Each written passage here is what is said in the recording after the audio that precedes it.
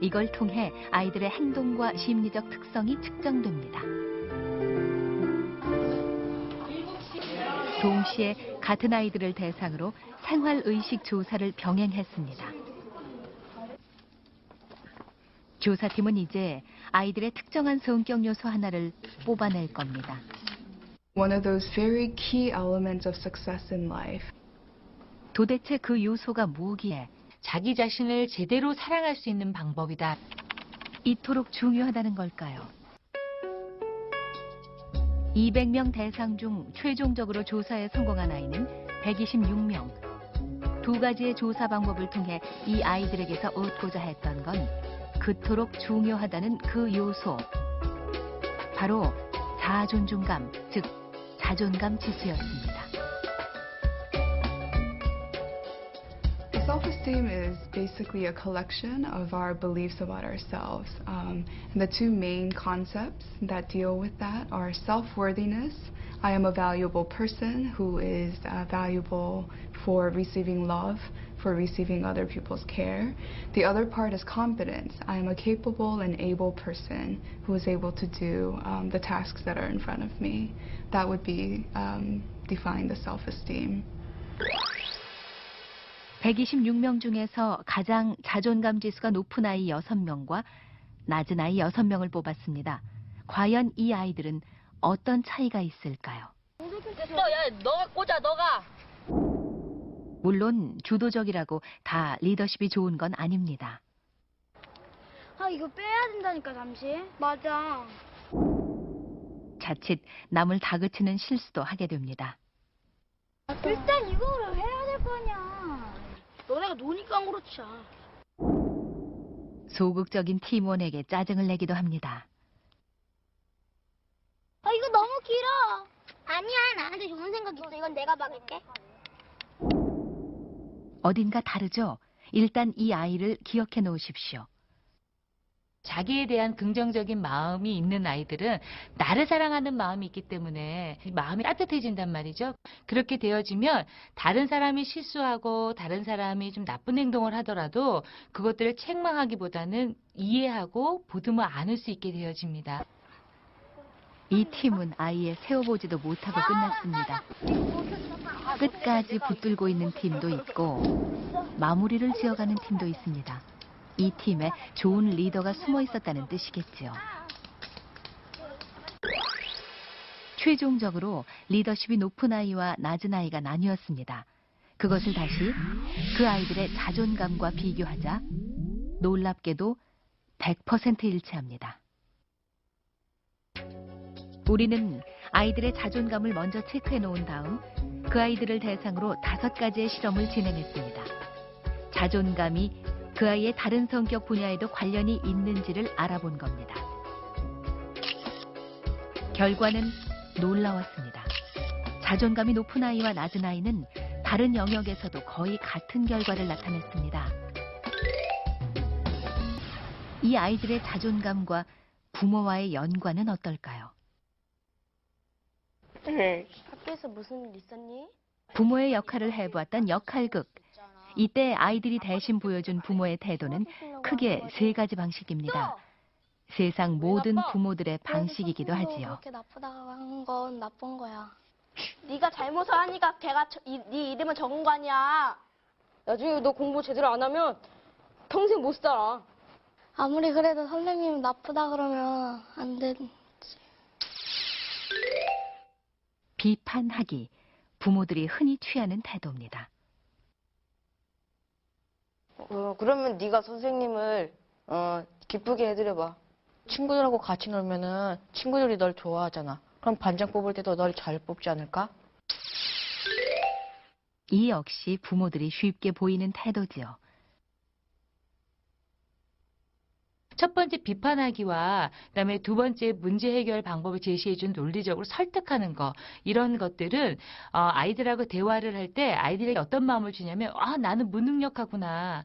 나는 정말 나쁜 아이네. 내가 할 수 있는 일이란 없네. 이런 마음을 주기 때문에 아이들의 자존감에 손상을 좀 줄 수 있게 되어집니다. 떠든 애들 이름이나 적고 네가 잘못한 거 아니야? 평생 못 살아. 걔만 이뻐한다니까. 선생님은 어른이니까. 웃기든지 뭐 청소도 안 시켜. 친구들이 널 좋아하잖아. 네가 한번 반장이 돼봐.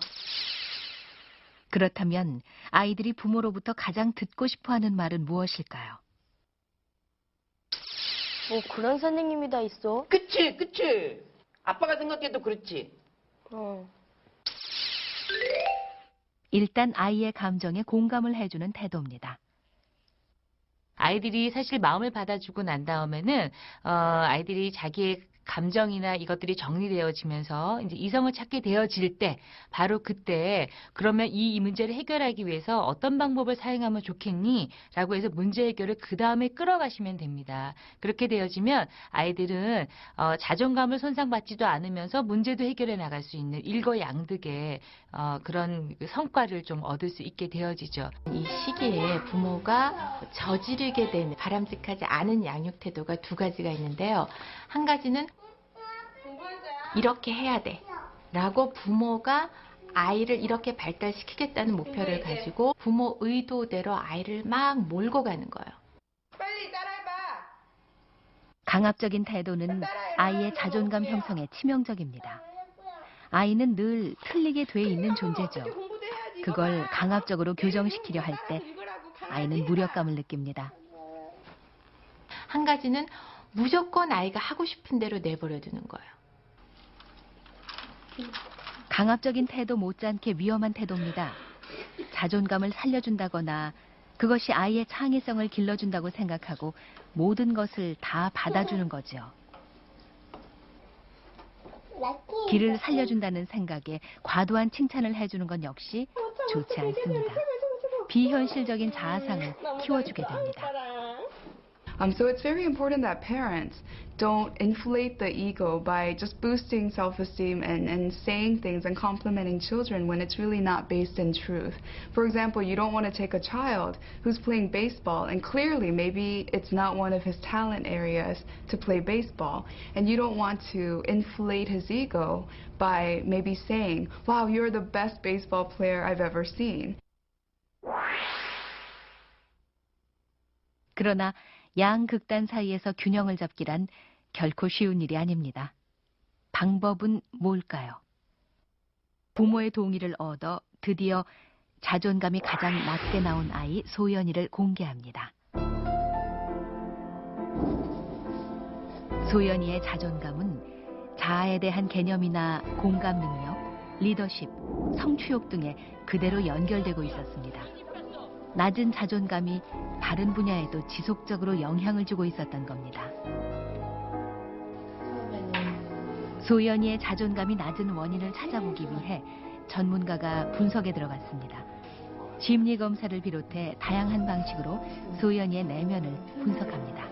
이렇게 엄마한테 보채고 이런 거는 그렇게 많지가 않고 타고난 기질도 소연이의 자존감에 상당히 영향을 준 것 같습니다. 기질 자체가 소극적인 것이죠. 야, 그쪽으로 방하면 좀 이상하지 않나? 화장실을 해야지. 저쪽으로 방은 꿈이 된다. 엄마와 함께하는 놀이를 통해 평소 소연이를 대하는 엄마의 태도를 엿볼 수 있었습니다. 아이가 하고 싶어도 그것을 하지 못하게끔 저지하는 경우가 있었고요. 그다음에 많이 지시적이다라는 거, 그다음에 판단을 하시고 약간의 비난도 들어가고 많이 교육을 시켰어요. 앉혀놓고. 앉아봐. 엄마의 유년기 경험은 그대로 소연이에게 이어졌습니다. 엄마는 지금도 머리를 빗겨줄 정도로 소연이의 모든 것을 관장합니다. 가뜩이나 소극적인 기질을 타고난 아이를 더 소극적으로 만든 거지요. 친구들이랑 놀 때는요, 많이 밖에 나가자 그러는데요, 친구들이. 버스 타고 좀 어디 가자 그러는데요. 엄마가 그런 걸 안 해주니까. 혼자서 거기까지를 못 보내요. 불안해서. 그래서 데리고 다니는 거예요. 시간을 거꾸로 돌릴 수도 없고 이제 어떻게 해야 할까요? 소연이의 자존감 트레이닝이 시작됩니다. 우선 엄마와의 애착 경험을 늘리라는 게 첫 번째 과제.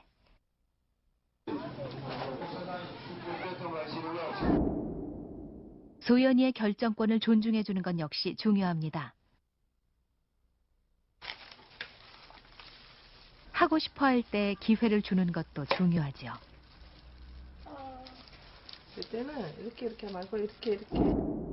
그러나 엄마의 옛날 습관이 나오고 마네요.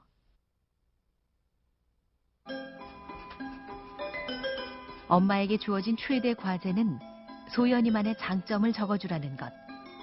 소극적인 기질의 아이에게는 애초부터 가장 필요했던 항목이기도 합니다.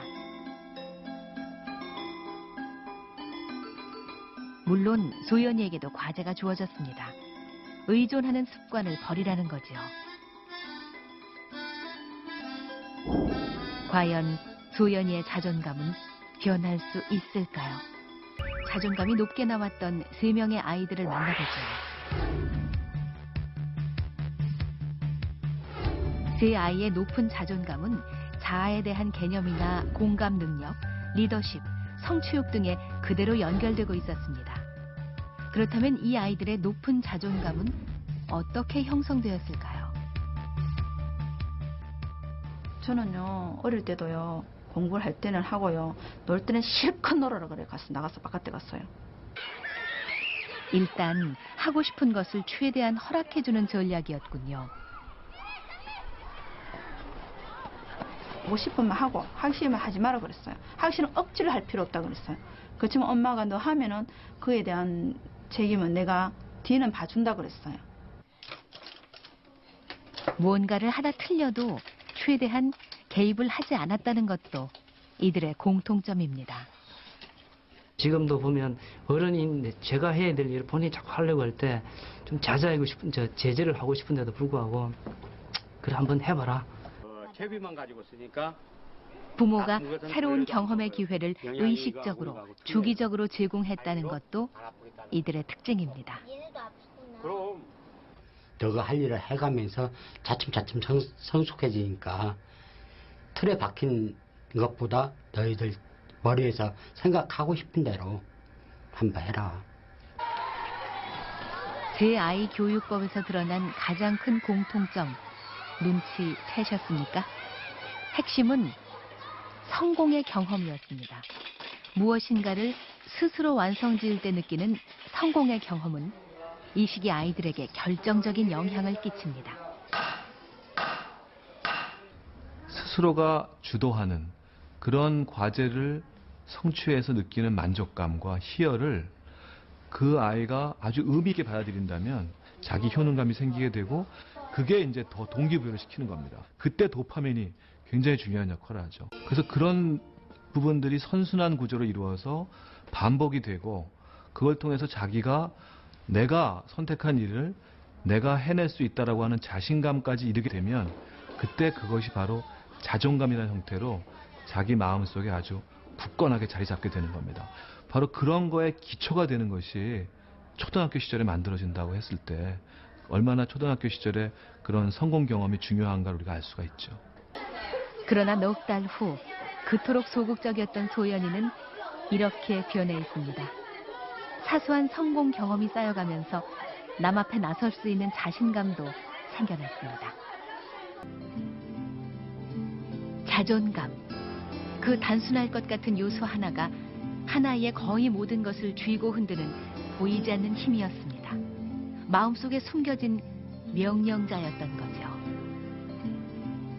지금 당신의 아이의 마음속에는 어떤 명령자가 살고 있을까요? 혼자 할 수 있다는 게 더 많아진 것 같아요.